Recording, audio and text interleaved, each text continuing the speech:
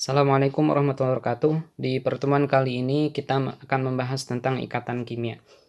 Nah, kalau di pertemuan sebelumnya kita membahas tentang beberapa sifat-sifat dari golongan atau secara umum atau beberapa sifat-sifat dari atom-atom dari mulai jari-jari hingga ke elektronegatifan. Nah, di pertemuan kali ini kita akan membahas bagaimana atom yang satu berikatan dengan atom yang lainnya, membentuk molekul. Nah, kita mulai dari pembagian ikatan berdasarkan penggunaan elektron. Jadi, kalau misalkan berdasarkan penggunaan elektron yang ada di sini, ini dibagi menjadi dua secara garis besar.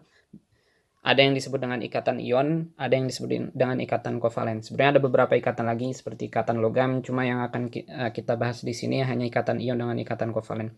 Nah, ikatan ion ini didapat atau dibentuk melalui yang namanya serah terima elektron.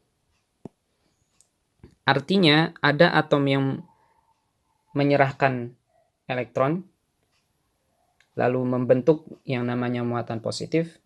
Atom yang lain dia akan menerima elektron dan membentuk muatan negatif karena kelebihan elektron. Nah, kita mulai dari ikatan ion terlebih dahulu. Nanti ikatan kovalen disebut atau dibentuknya lewat pemakaian elektron bersama. Kita bahas di beberapa slide setelah ini. Tapi untuk sekarang kita bahas dulu ke ikatan ion. Nah, tadi dijelaskan ikatan ion ini dibentuk dari serah terima elektron. Nah, contohnya, kalau ada suatu atom dia melepaskan elektron, dia akan membentuk yang namanya muatan positif. Contohnya di unsur natrium ini. Natrium ketika dia masih bermuatan netral, dia memiliki elektron valensi 1 atau elektron di kulit luarnya 1. Nah, ketika dia melepaskan elektron valensi ini atau elektron yang ada di kulit terluar, dia yang nantinya akan membentuk muatan positif. Nah, jadi seperti ini.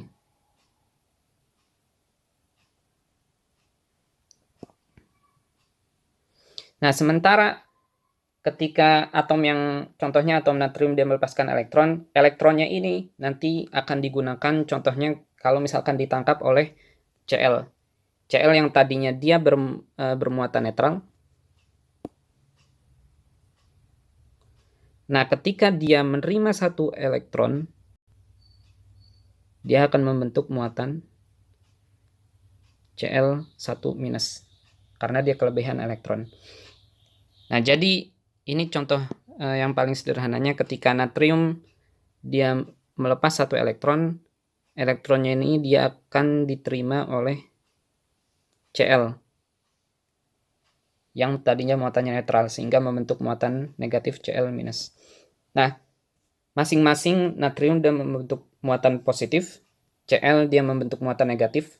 Nah, ketika ada muatan positif dan negatif, dia akan saling tarik-menarik berikatan. Nah, ikatan yang dihasilkan dari ion-ion ini yang disebut dengan ikatan ion. Yang nantinya senyawa yang dihasilkan NaCl ini senyawa yang dibentuk dari ikatan ion dan sehingga disebutnya senyawa ion.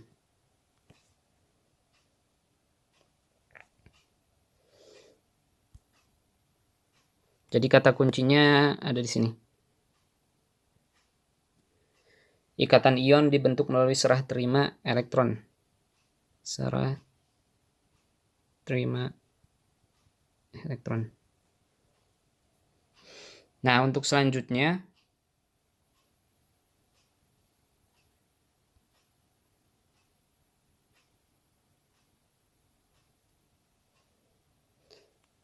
nah, ini ada beberapa kecenderungan. Jadi, untuk ion logam, jadi atau ion-ion yang dihasilkan dari unsur logam, biasanya dia lebih cenderung untuk melepaskan elektron. Kecuali hidrogen ya. Hidrogen meskipun dia ada di golongan 1, meskipun dia bukan logam, tapi dia cenderung juga untuk melepaskan elektron. Nah, contohnya di golongan 1A hingga 3A. Ini logam-logam yang ada di golongan ini dia cenderung untuk melepaskan elektron. Berapa banyak elektron yang dilepaskan ini sebanyak dia ada di golongan keberapa. Misalkan untuk lithium. Lithium ini dia ada di golongan 1A, maka dia akan melepaskan 1 elektron. Sementara aluminium karena dia ada di golongan 3A, oleh karena itu dia akan melepaskan 3 elektron. Nah, sementara mulai dari golongan 4A hingga 7A, nah ini cenderung untuk menerima elektron. Nah, seberapa banyak elektron yang diterima adalah seberapa banyak langkah dari mulai golongan tersebut ke golongan 8A. Kenapa 8A yang dijadikan acuan? Karena 8A ini golongan yang paling stabil yang udah kita bahas di pertemuan sebelumnya. Contohnya, di sini ada N atau nitrogen. Nah, nitrogen ini dia berada di golongan 5A. Nah, untuk mencapai ke golongan 8A, 6A, 7A, dan 8A, dia membutuhkan 1, 2, 3 langkah. Maka dia cenderung untuk menerima 3 elektron. Contoh yang lain, misalkan Si atau oksigen. Oksigen dia ada di golongan 6A. Nah, untuk ke golongan 8A atau membentuk oktet, dia membutuhkan 2 langkah. 1, 2. Maka oksigen ini dia cenderung untuk menerima 2 elektron. Nah, jadi seperti itu. Nah, untuk ikatan ion maupun ikatan kovalen, jadi untuk yang 4A sampai 7A ini dia cenderung untuk menerima elektron dan kebanyakan ada di ion bukan logam. Sementara dari 1A sampai 3A dia cenderung cenderung untuk melepaskan elektron. Meskipun untuk yang hidrogen dia masuknya bukan unsur logam. Nah, baik yang ikatan ion atau ikatan kovalen ada yang disebut dengan aturan oktet. Jadi, aturan oktet ini dia menjelaskan jika logam dan bukan logam dari golongan A bereaksi, cenderung memperoleh atau kehilangan elektron sampai terdapat 8 elektron di kulit terluar. Nah, 8-nya ini, jadi ketika ada atom yang satu dia melepaskan elektron dan diterima oleh atom yang lain membentuk suatu ikatan. Nah, ikatannya ini dia cenderung akan membentuk 8 elektron di kulit terluar yang disebut dengan aturan oktet. Jadi oktet itu artinya 8.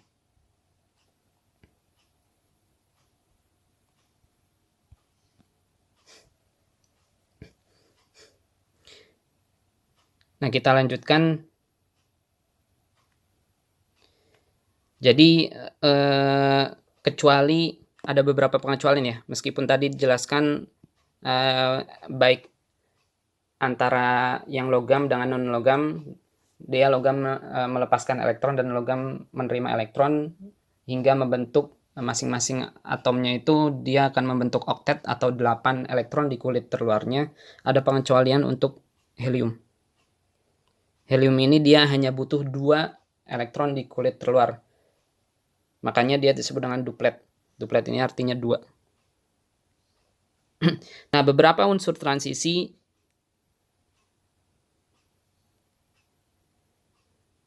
seperti Zn dan Sc, dia akan membentuk ion positif juga. Jadi yang tadi kita bahas secara umum itu ada di golongan-golongan utama. Sedangkan di unsur transisi, khususnya untuk Zn dan Sc, dia memang akan membentuk hanya atau membentuk satu muatan saja. Tapi kita lihat di sini, Zn dia tidak perlu yang namanya oktet atau membentuk 8 elektron di kulit terluarnya. Tapi contohnya di sini, Zn ini dia konfigurasi elektronnya 3d10 dan 4s2. Nah, 4s2-nya ini, elektron yang ada di 4s2 dia akan dilepaskan membentuk Zn2+. Nah, ini hasil pelepasan elektron. Nah, tapi dia tidak membentuk oktet. Jadi, dia hanya membentuk 3d10 atau di kulit terluarnya lebih dari yang namanya 8. Nah, sedangkan sisanya untuk unsur-unsur yang transisi yang lain, selain Zn dan Sc, dia bisa membentuk lebih dari satu jenis muatan. Contohnya kromium. Kromium ini dia bisa membentuk Cr2 atau melepaskan 2 elektron. Kromium juga dia bisa melepaskan 3 elektron membentuk Cr3. Jadi kebanyakan di unsur transisi itu dia bisa membentuk lebih dari satu muatan, kecuali Zn dan Sc. Sama juga di golongan pasca transisi. Jadi ingat, baik ikatan ion atau ikatan kovalen, nanti dia kenapa ada ikatan tersebut. Misalkan ada yang melepas satu elektron, kenapa harus satu elektron yang dilepas? Karena dia cenderung untuk membentuk 8 elektron yang ada di kulit terluar atau aturan oktet, kecuali helium. Helium dia hanya butuh duplet. Nah, di slide selanjutnya,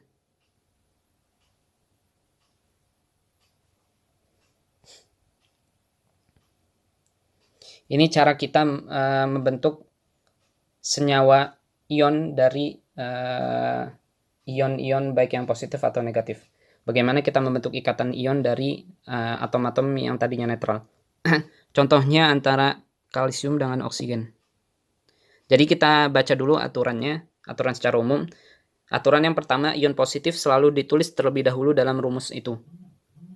Yang kedua, angka banding ion positif dan ion negatif harus sedemikian sehingga jumlah total muatan positif sama dengan jumlah total muatan negatif, atau total muatannya dia harus 0.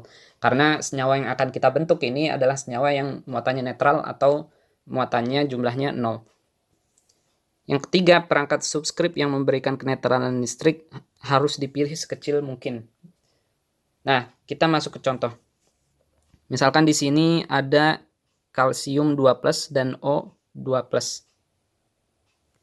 Nah, kalsium 2+ ini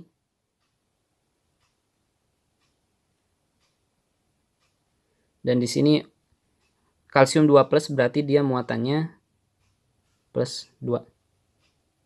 Sedangkan oksigen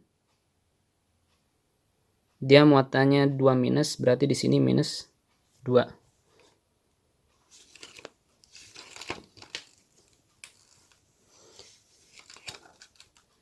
Nah, karena di sini antara Ca dan O dia muatannya sudah membentuk muatan netral. Kalau misalkan kita jumlahkan muatannya +2 dikurang 2, ini sama dengan 0, maka bisa kita tulis langsung senyawa ionnya menjadi Ca dan O. Contoh yang lain.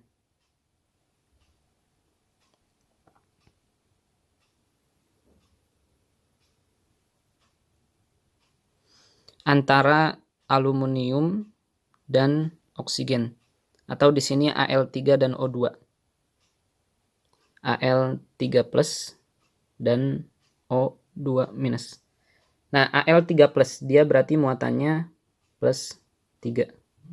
Sedangkan O2- atau oksigen dia cenderung untuk menerima elektron dan membentuk muatan negatif.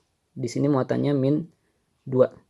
Nah, kalau kita lihat di sini 3-2 dia hasilnya masih +1. Jadi harus kita otak-atik supaya jumlah muatannya ini harus 0. Nah, kalau misalkan kita ingin membentuk muatannya biar jadi 0, berarti yang paling mudah yang Al ini kita kalikan dengan 2. Sedangkan yang oksigen ini kita kalikan dengan 3. Hasilnya di sini +6. Di sini -6. Atau kalau misalkan kita jumlahkan, total muatannya adalah 0. Maka penulisannya Al ini, angka yang ada di bawah, yang 2 ini jadi milik Al. Al2.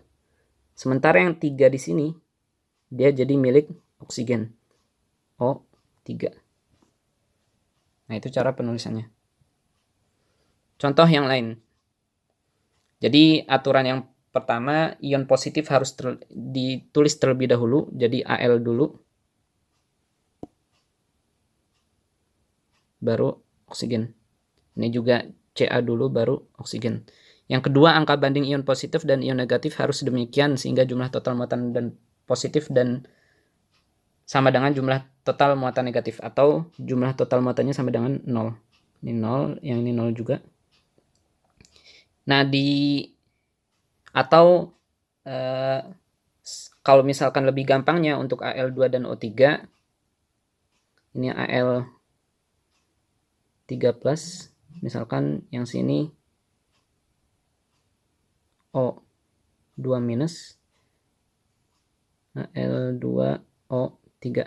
Duanya ini yang jadi milik aluminium, dan 3+-nya ini yang nantinya jadi milik oksigen. Tapi cara kayak gini tidak bisa selalu digunakan, hanya kondisi-kondisi tertentu saja. Jadi kita pakai cara yang secara umum aja, yaitu kita menghitung total muatannya. Nah, untuk contoh yang ketiga, yang contoh A, ini contoh B, yang contoh C, antara titanium 4+ dan O2-. Ti 4+, ini berarti muatannya dia ada plus 4. Sedangkan O2- muatannya ada -2. Nah, gimana caranya biar total muatan dari Ti 4+ dan O2- ini adalah 0 untuk membentuk senyawa netral? Maka Ti 4+ ini kita kalikan dengan 1. Yang O-nya kita kalikan dengan 2. Hasilnya di sini plus 4. Yang O2- hasilnya -4. Dan kalau dijumlahkan, dia hasilnya 0. Makanya nanti satunya ini ketika membentuk senyawa, angka satunya dia menjadi milik Ti. Jadi Ti karena 1 tidak usah ditulis di rumus senyawanya. Sedangkan oksigen dia ditulis 2. TiO2. Nah, ini senyawanya ketika dibentuk, senyawa netralnya ketika dibentuk dari ikatan ion. Nah, untuk yang lain ada beberapa zat juga yang dia membentuk ion poliatomik. Jadi kalau misalkan yang kita lihat di sini, dia atom-atom muatan-muatannya netral. Di sini cuma ada 0 muatannya. Sementara yang ada di tabel yang ada di sini, yang disebut ion poliatomik, dia punya muatan totalnya dalam senyawa tersebut. Makanya dia disebut dengan ion, karena dia punya muatan, mau yang muatan positif atau negatif. Nah, itu untuk slide yang ada di sini. Nah, untuk slide yang selanjutnya,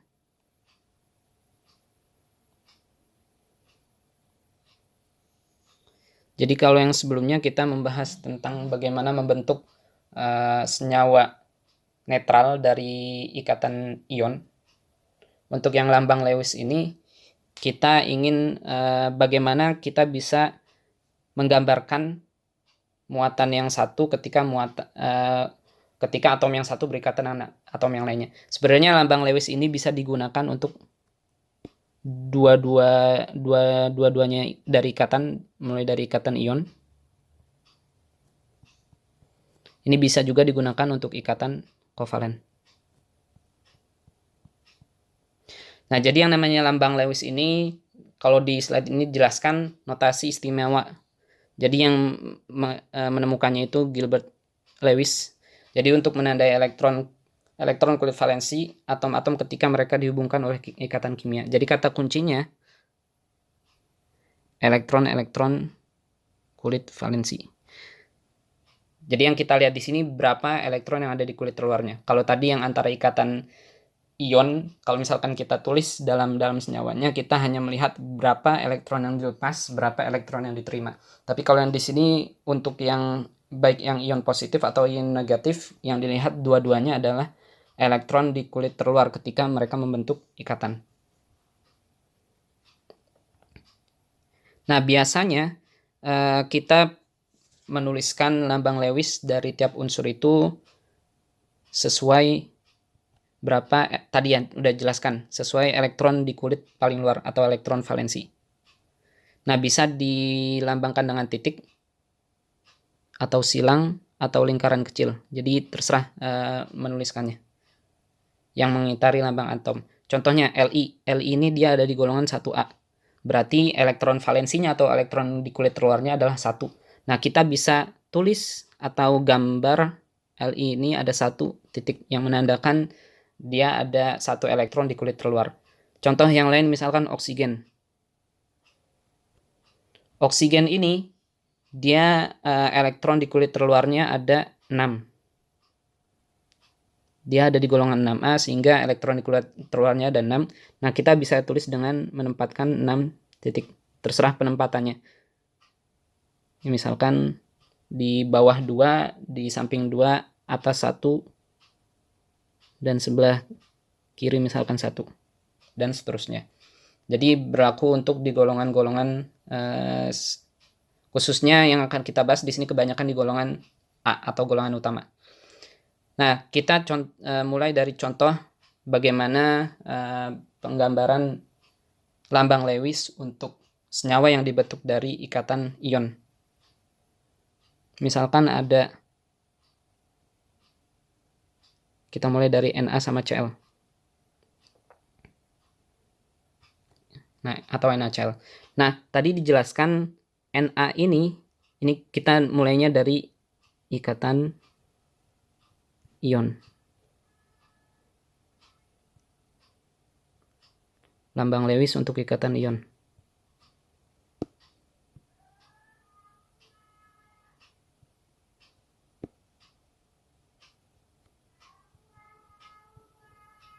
Lambang Lewis. Jadi untuk yang awal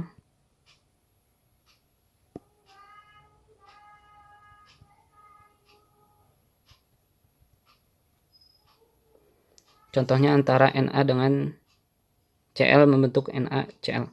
Nah, tadi dijelaskan Na ini dia akan melepas 1 elektron. Tapi kita lihatnya di sini bukan berapa elektron yang dilepas ya, lebih tepatnya, tapi berapa elektron yang ada di kulit terluar. Nah, karena natrium ini masuk golongan 1A, dia cenderung elektron valensinya atau elektron yang ada di kulit terluarnya adalah 1. Sedangkan Cl ini dia ada di golongan 7A. 1A, ini 7A. Artinya dia ada 7 elektron di kulit terluar. Misalkan seperti ini. Nah, kalau misalkan Na dan Cl ini berikatan, tadi dijelaskan ikatannya ikatan ion atau satu yang menyerahkan elektron dan satu yang menerima elektron. Berarti di sini Na ini dia melepaskan 1 elektron yang nantinya akan ditambahkan ke Cl. Jadi yang ini bukan C tapi Cl.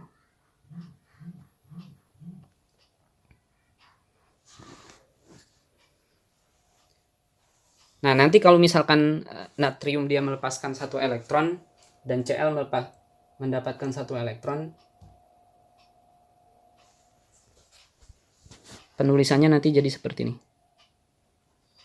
Na dia akan membentuk muatan positif, sedangkan Cl yang tadinya elektron di kulit terluarnya 7, ini kan 7, 1, 2, 3, 4, 5, 6, 7, dia jadi 8 karena menerima satu tambahan elektron dari Na. Itu di sini 1, 2, 3, 4, 5, 6, 7, 8. Nah, jangan lupa Cl ini dia tadi ketika menerima tambahan elektron dia akan membentuk muatan negatif. Nah, contoh yang lain. Ca, Cl 2. Artinya satu atom Ca dia akan berikatan dengan 2 atom Cl. Ca itu dia ada di golongan 2A. Jadi kalau misalkan dilihat di tabel periodiknya Ca ada di golongan 2A, artinya elektron di kulit terluarnya dia ada 2.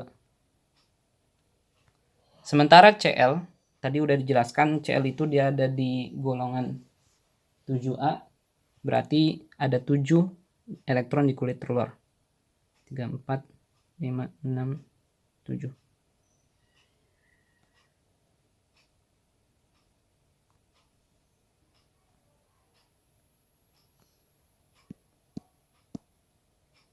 Saya hapus dulu aja biar lebih lebar. 2, 3, 4, 5, 6, 7. Penempatan titiknya bebas ya. Cuma ini hanya untuk mempermudah aja visualisasinya atau membayangkannya. Jadi Ca ini dia melepaskan 2 elektron. 1 elektron akan diberikan ke satu atom Cl dan 1 elektron lagi dia akan diberikan kepada atom Cl yang lain. Sehingga nanti Ca ini ketika dia melepaskan 2 elektron, sisanya nanti ada 8 elektron di kulit terluar yang kita sebut dengan oktet. Sama Cl ketika dia mendapatkan 1 elektron, baik Cl yang pertama atau Cl yang kedua, ketika mendapatkan tambahan 1 elektron, nanti dia elektron yang ada di kulit terluarnya dia ada 8 atau kita mengikuti aturan oktet. Nah, ini nantinya ketika mereka berikatan kita bisa tuliskan atau gambarkan struktur Lewisnya menjadi Ca2+.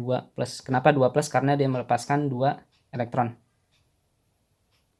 Nah, kalau misalkan di sini ada Cl-nya ada 2 atom, jadi satu atom Ca berikatan dengan 2 atom Cl. Kita tulis dulu Cl-nya. Cl tadi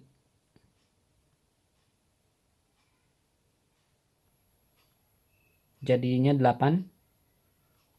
Nah, karena Cl-nya ini ada 2 atom, kita kalikan atau tambahkan angka 2 yang ada di depannya.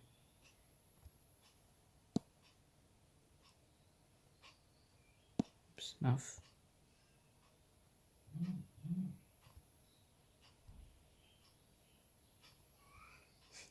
Nah, kalau misalkan di sini ada 2, tadi kan angkanya cuma 1 untuk yang NaCl, atau atom Cl-nya cuma 1. Di sini karena atom Cl-nya ada 2,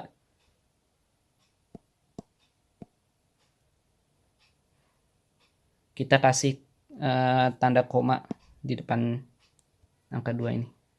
Nah, jangan lupa Cl-nya dia muatannya minus. Nah, itu cara menuliskan lambang Lewis untuk ikatan ion atau senyawa ion.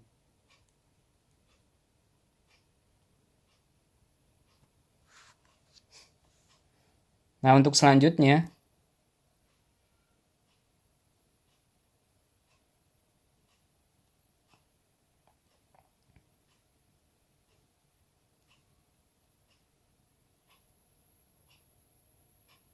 di slide selanjutnya kita masuk ke ikatan kovalen. Jadi kalau tadi di ikatan ion melalui serah terima elektron, kalau di ikatan kovalen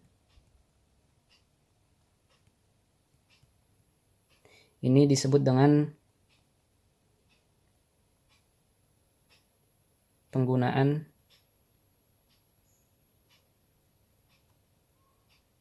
elektron bersama. Jadi istilahnya kita bisa sebut dengan patungan, pasangan elektron antara atom-atom. Nah, contohnya kita lihat, kita masuk ke struktur Lewis-nya, atau kita mulai dari ikatan antara ikatan yang berada dalam H2. Ini kan antara hidrogen dengan hidrogen. Nah, khusus yang hidrogen dan helium ini bukan membentuk oktet atau 8 elektron di kulit terluar, tapi membentuk hanya duplet atau 2 elektron di kulit terluar. H dia 1 elektron di kulit terluar berikatan dengan H yang lain. Ini saya bedakan, yang satunya tandanya silang. Nah, nanti hidrogen yang satu dia ikut menggunakan elektron yang dari di hidrogen kedua. Ini misalkan hidrogen pertama, ini hidrogen kedua. Nah, hidrogen kedua pun dia akan menggunakan elektron yang disumbangkan oleh hidrogen yang pertama. Jadi dua-duanya menggunakan 2 elektron yang sama untuk berikatan. Nah, 2 elektron ini kalau dalam ikatan kovalen penulisan Lewis-nya ini bisa dilambangkan dengan 1 garis atau H.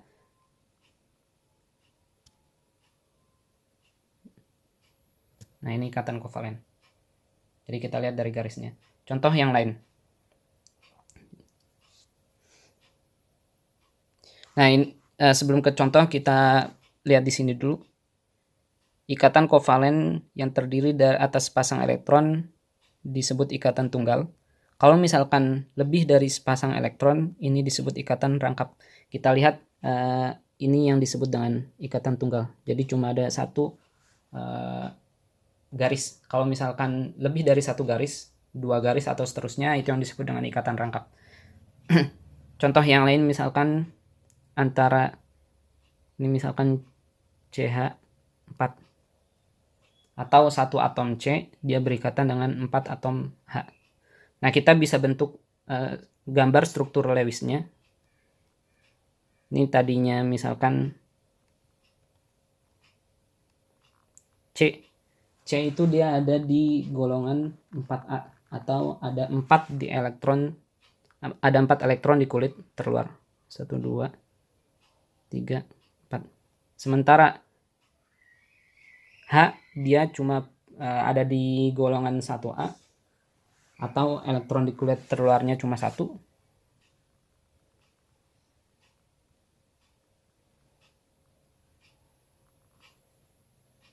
Nah, karena ada 4 di sini jangan lupa dikalikan dengan 4. Dia nantinya akan membentuk C. Di sini H yang pertama, H yang kedua, H yang ketiga, H yang keempat. Misalkan kita tulis dengan titik. Ini bisa juga ditulisnya dengan garis, 2 titik menggambarkan 1 garis atau 1 pasang elektron menggambarkan 1 garis. Ini C. Saya hapus dulu.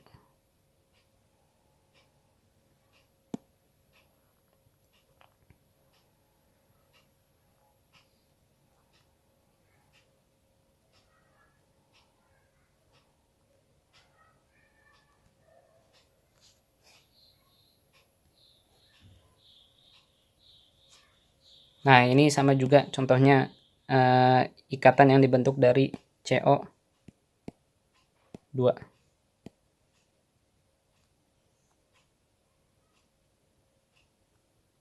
Ini CO2. Yang ini berarti N2. Nah, gimana cara penempatan elektronnya nanti kita bahas di beberapa slide setelahnya. Nah, berarti kalau yang ini nanti kita bahas.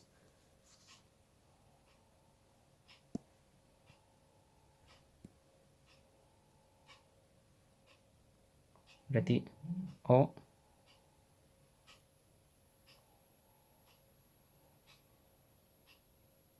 Satu, 2.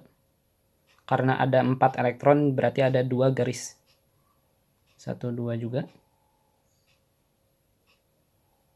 oksigen. Untuk oksigen penempatan elektronnya penempatan titik untuk struktur Lewisnya bebas. Nah, kita ke slide selanjutnya.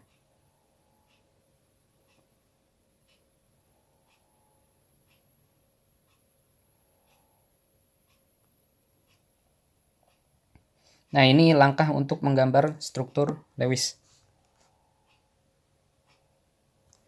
Jadi yang pertama, hitunglah semua elektron valensi atom-atom yang berikatan. Jadi dihitung dulu semua elektron valensi atau elektron di kulit terluar. Jika spesies itu ion, tambahkan elektron untuk tiap muatan negatif atau ambil elektron untuk tiap muatan positif. Ini yang tadi kita bahas di ikatan ion.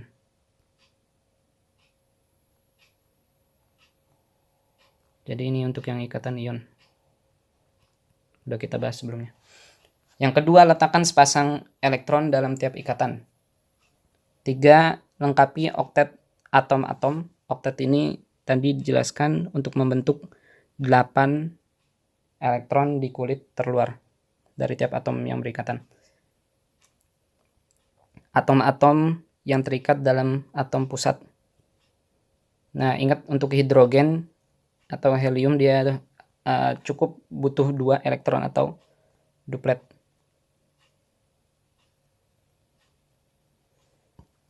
Kalau oktet dia artinya 8.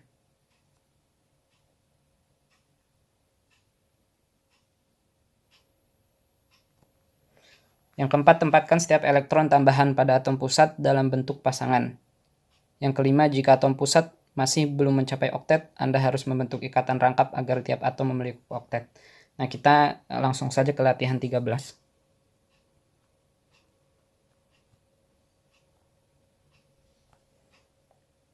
Kita mulai dari H2O.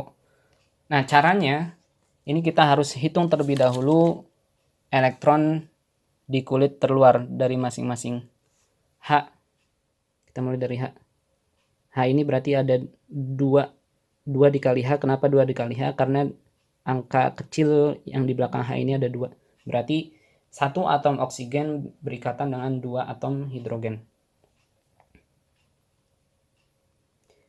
Nah, hidrogen ini dia ada di golongan 1A atau elektron yang ada di kulit terluarnya cuma 1. Jadi 1 elektron. Nah, jangan lupa di sini ada kita kalikan dengan 2. Menghasilkan 2 elektron negatif. Sedangkan untuk oksigen, karena dia cuma 1, oksigen ini dia ada di golongan 6A atau ada 6 elektron di kulit terluar. Berarti di sini 6 elektron. Nah, kita jumlahkan dulu. Ini caranya berbeda dengan bagaimana kita menuliskan senyawa netral dari ikatan ion ya. Jadi kalau ini kita tetap jumlahkan seperti biasa. Ini totalnya ada 8 elektron. Nah, habis itu kita gambarkan ikatannya. Di sini misalkan ada oksigen, di sini ada 2 hidrogen. Jadi ini langkah yang pertama tadi hitung semua elektron. Langkah kedua, letakkan sepasang elektron dalam tiap ikatan. Jadi ini ada 8 elektron, kita tempatkan 2 di tiap ikatan.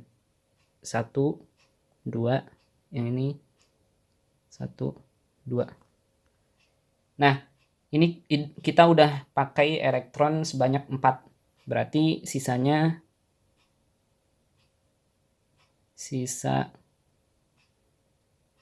8 elektron dikurang 4 elektron, sisa 4 elektron. Kita gambar ulang lagi.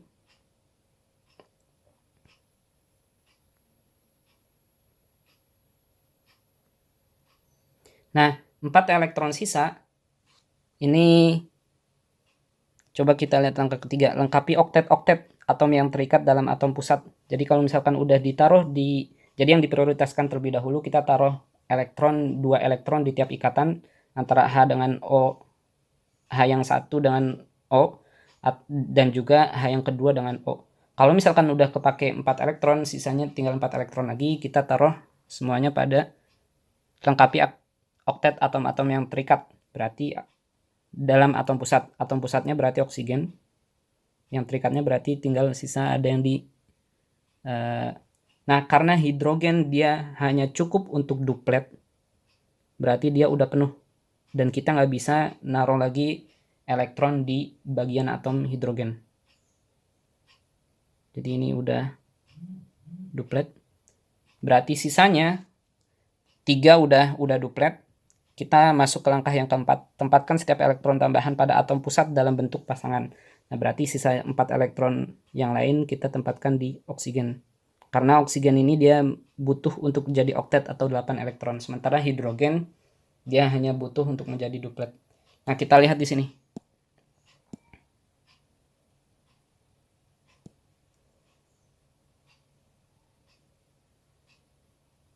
Kalau misalkan kita tarik garis seperti ini, kita hitung jumlah elektronnya. 1, 2, 3, 4, 5, 6, 7, 8. Jadi dalam garis hitam ini udah ada 8 elektron atau udah membentuk oktet. Nah, kalau misalkan udah membentuk oktet, artinya ini hasil akhirnya seperti ini. Atau kalau misalkan kita mau ganti titik-titiknya dengan garis, berarti di sini oksigen. Ini karena ada 2 elektron jadi satu garis. Ini juga jadi satu garis karena dua elektron. Nah, di bawahnya ada H.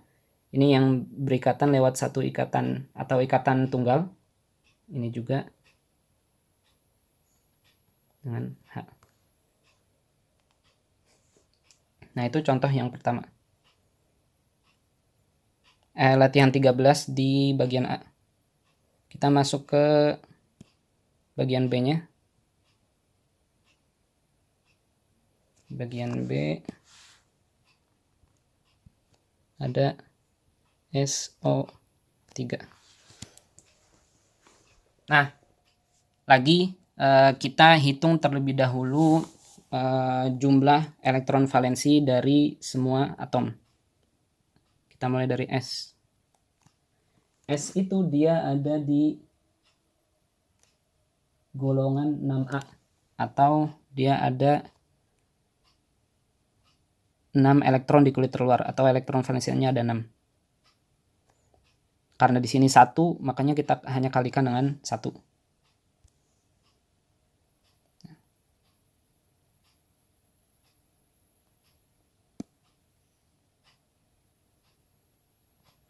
Nah, sementara yang oksigen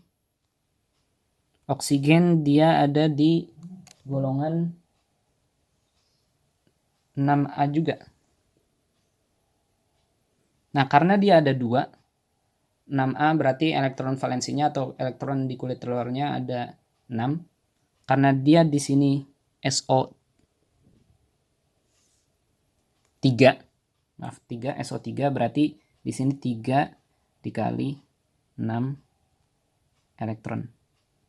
Ada 18 elektron. Nah, ini kita jumlahkan terlebih dahulu. Berarti di sini ada 24. 18 tambah 6, 24 elektron. Nah, kita gambarkan dulu.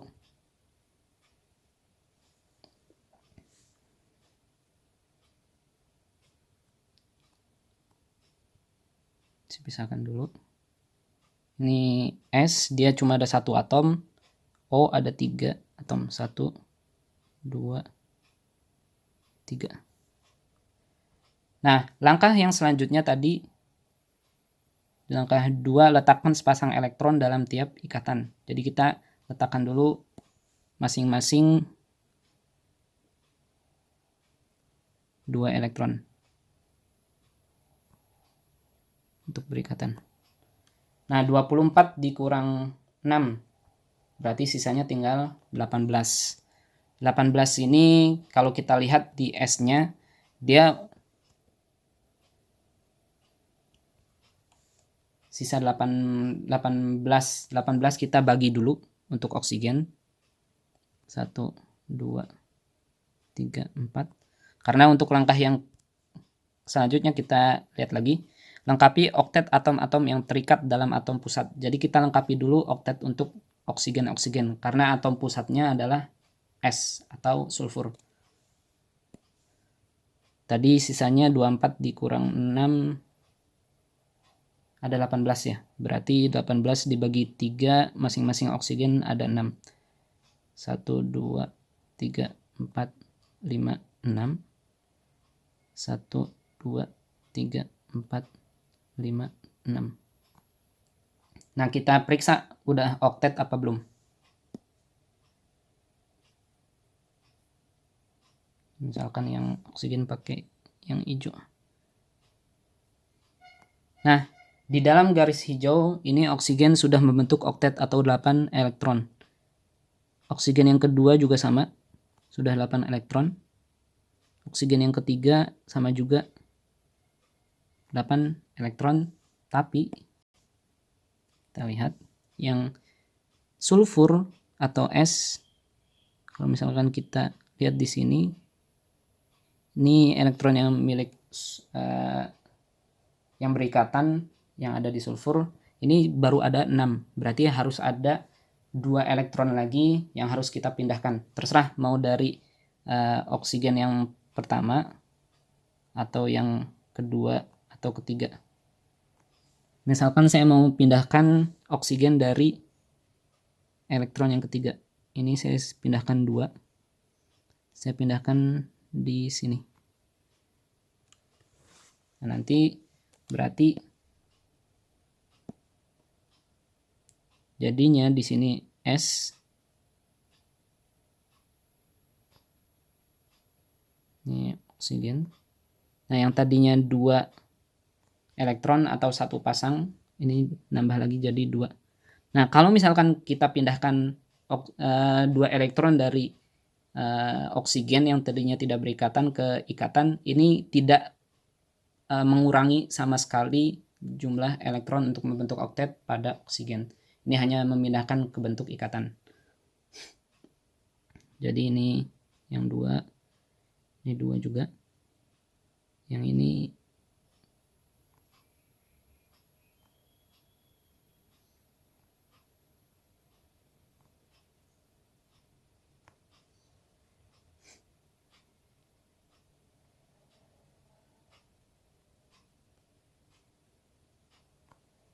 Nah, kita lihat di sini, kita periksa lagi udah oktet semuanya atau belum.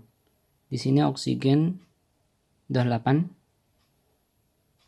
Di sini oksigen yang kedua dia juga udah 8. Oksigen yang ketiga dia masih 8 juga. Jadi ketika tadi kita memindahkan 2 elektron, ini enggak mengurangi elektron yang ada di oksigen.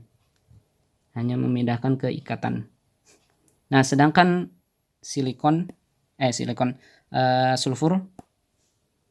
ini kalau misalkan kita lihat sudah oktet atau 8. Nah, jadi yang benar adalah struktur garisnya adalah yang ini. Atau kalau misalkan kita gambarkan dengan garis,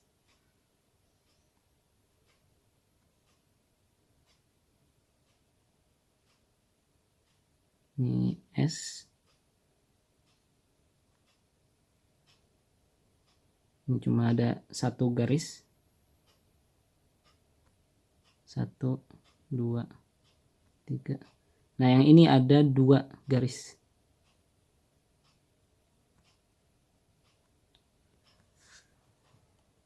Itu yang B.